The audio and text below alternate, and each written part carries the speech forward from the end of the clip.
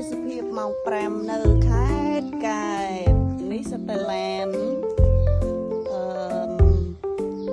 អ្នកមកពីនេះឡានអ្នកកាចាងនេះឡានអ្នកពេញនេះឡានអ្នកដាក់ខ្មៅ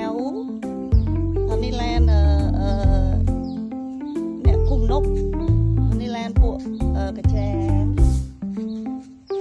នោះឡានអ្នកភូមិតនប់ដែរហើយនោះឡានអ្នកសាត្រាំខ្នា Good morning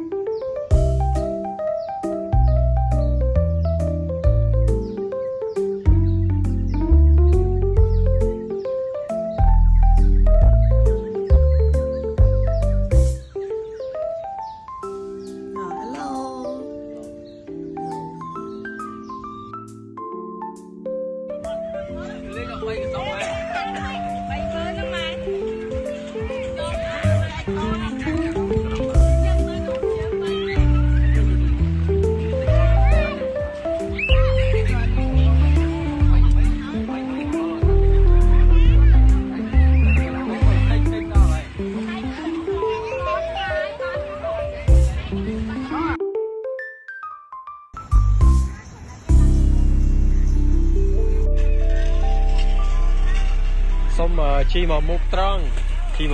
ឃើញហើយ